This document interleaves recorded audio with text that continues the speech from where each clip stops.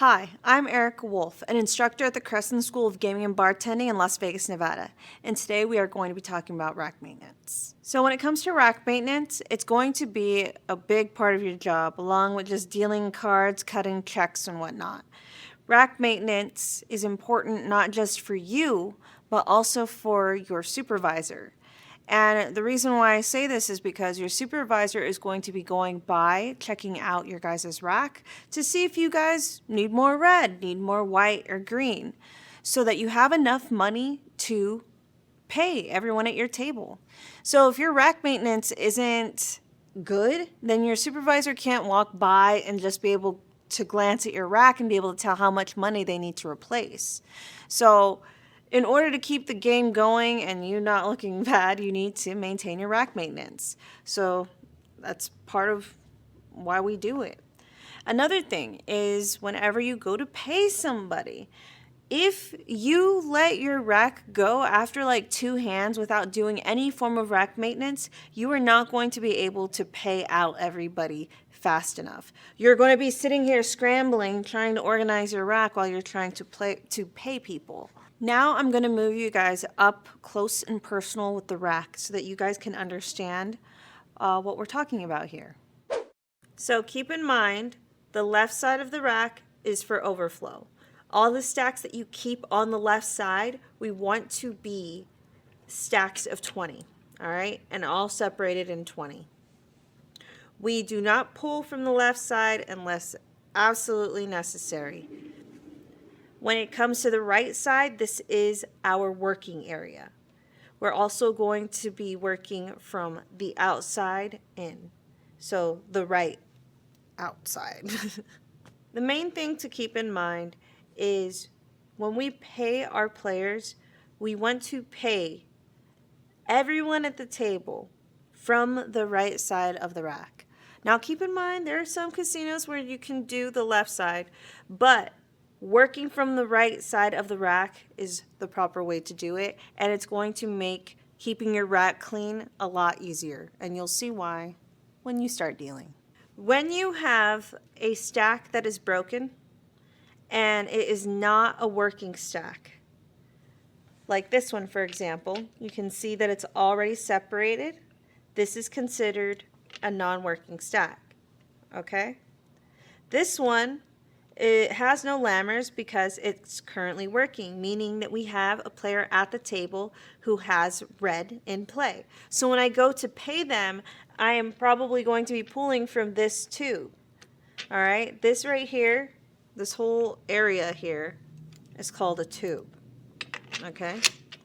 We do not pull money from 2 tubes at the same time, meaning like we're over here doing that, we pay someone over there, then we go ahead and pull over here, we pay someone over there, then we pull over here, pay someone over there. No.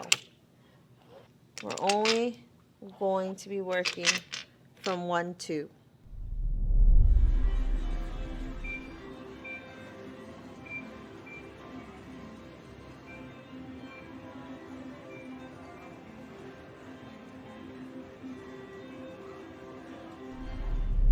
So we're about to get into hand territories. When it comes to when you are pulling color from your rack, we are going to be pulling from the outside moving in. So let's use the red as an example. If we are paying someone, we are going to be pulling from this outer tube to go pay. We are not going to be pulling from here to go pay or here to pay. Outside moving in. Now this one, we can probably get away with that, but not this one. When it comes to pulling color from your rack, your right hand will be allowed to go up and over to the left side, but never entering the left side of the rack. The main thing when it comes to messing with your checks in your rack is they do not want you crossing your hands or your arms.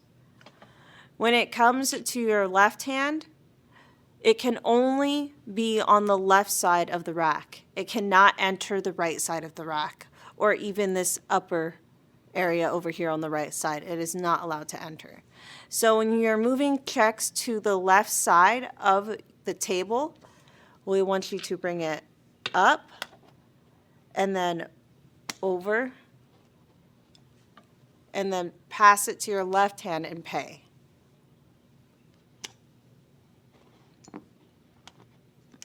After you pay, you can use your right hand to take it home. Now, when it comes to your red, let's say you guys have a dead game.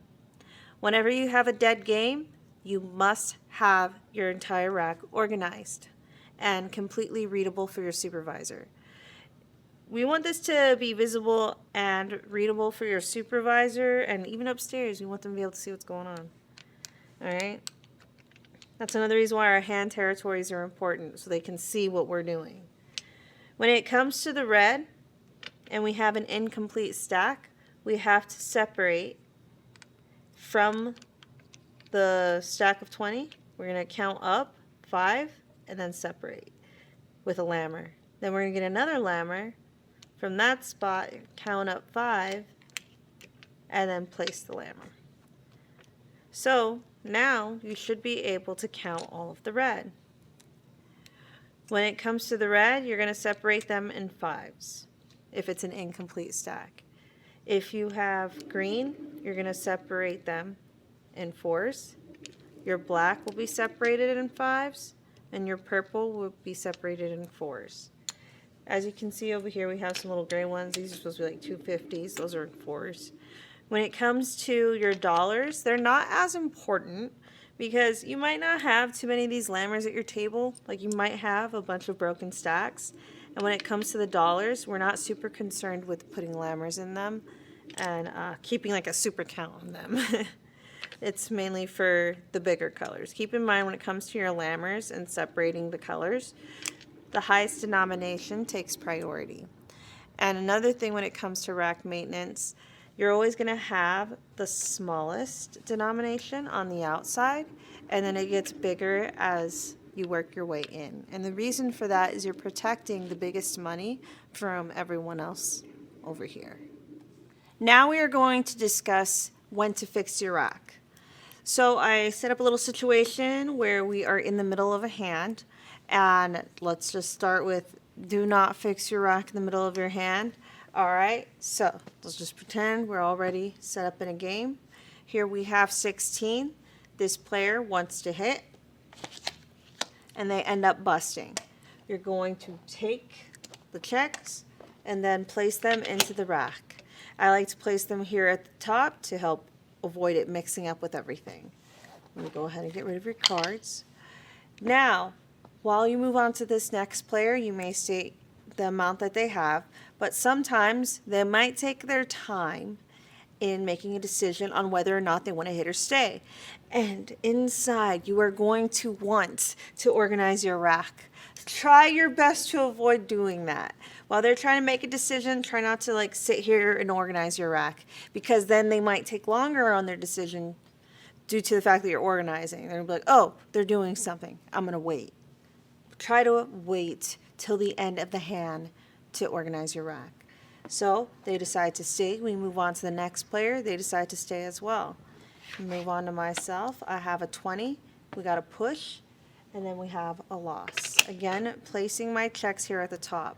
If we had a win, I would have complete access to clean color to be able to pay my players by placing my dirty money at the top. I'm going to go ahead and sweep and then allow the players to place their bets. From here, while they are placing their bets, that gives me time to organize my rack. So at the end of every hand, you want to organize your rack. So here right now, I'm separating my colors. And as you can see, I'm probably left with like one player. My other players ended up leaving. I'm still stuck with one player. And if you look, this tube here is incomplete, or this stack is incomplete.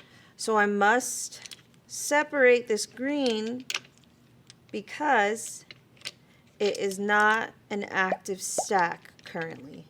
My player who was playing green is gone now, and I don't need to pull out any green at the moment, so I make sure I divide my stack with lammers. And then I'm ready to deal again. Now, let's say right now I'm about to get tapped out.